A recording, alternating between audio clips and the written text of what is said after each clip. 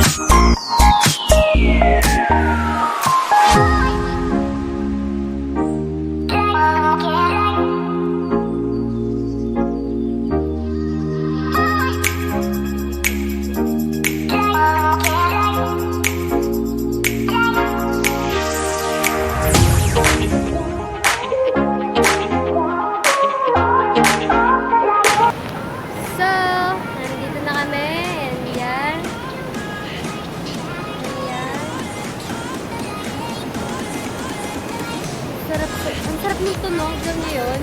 Kasi parang gusto maligo na ewan. Ano? Kasi walang dalang damit, kaya no choice.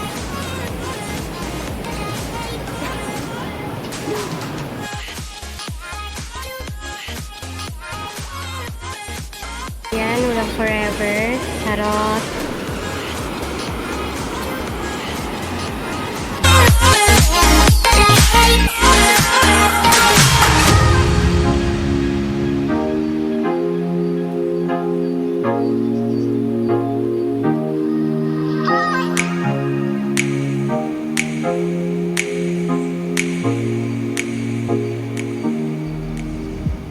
Papasok na kami sa cave, yan. Yeah. Megan!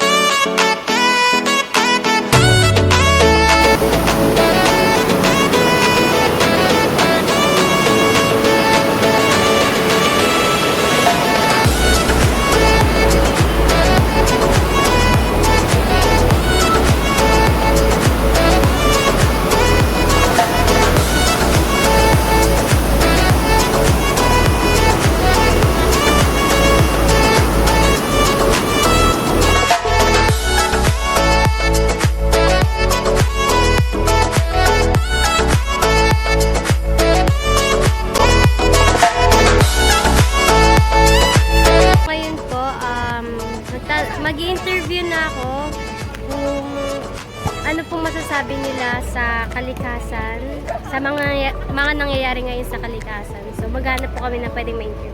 Hanggang ngayon, wala pa rin po kami makita kasi yung iba po, tumatanggi po sila sa amin. Saan na to?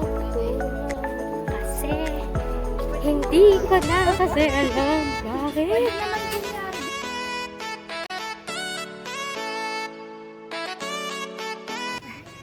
Kasi ate pipicture Dalawa kami! Oo. So ngayon po, tatanungin po natin sila kung ano po masasabi nila sa nangyayari po ngayon sa kalikasan natin. So ate, ano po opinion niyo? Sa lifestyle nga, lifestyle ng buhay. Siyempre, di ba, gaya nito, dito, di ba, nakikita ninyo, bundok na makalat pa, di ba? Dahil nga sa lifestyle. Yes. Salamat po sa opinion niyo po, maraming salamat. Ako, sabi ko lang. So, ngayon, tatanungin po natin siya. Ano pong masasabi niyo sa mga nangyayari ngayon sa ating kalikasan? Yung mga nangyayari sa kalikasan natin ngayon ay masyado nang malala ang nangyayari dahil sa patuloy ng pag-init ng ating planeta, tutunan ng mga polar ice caps, at mas malaki na ang nangyayaring sunog ngayon sa Amazon.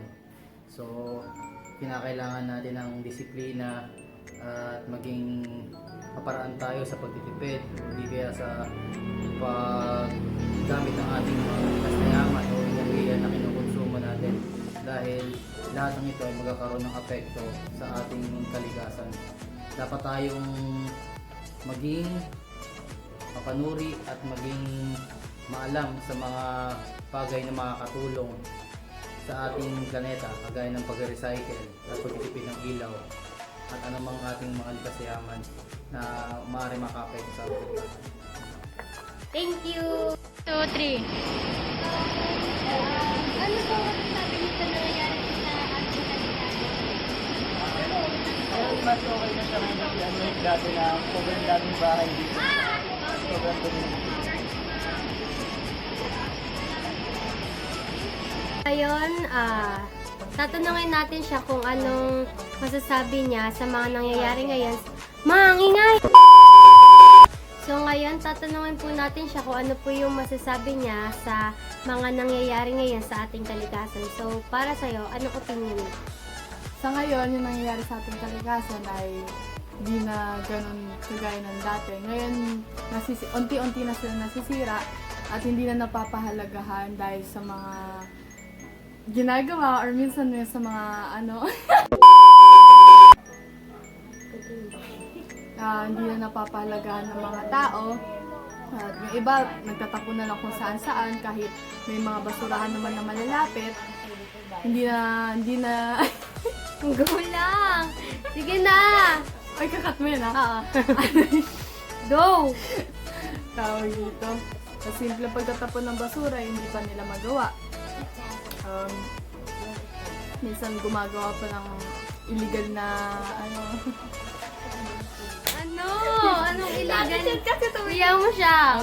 pagsusunod ng mga plastic na nakaka-apekto din sa ating kalikasan, sa ating atmosphere. Sige, continue. At tawag dito. Siyempre, maapektuhan tayo tayo mga tao. Tayo nakikinabang sa ating kalikasan, tayo din maaapektuhan. So, dapat papahalagahan natin to at gawin natin yung makakaya natin para ma-save pa yung planeta natin. Yes. Diba? Kasi kapag hindi, ganun tayo, pegi tayo. Diba? Nakikita niyo, tama yun.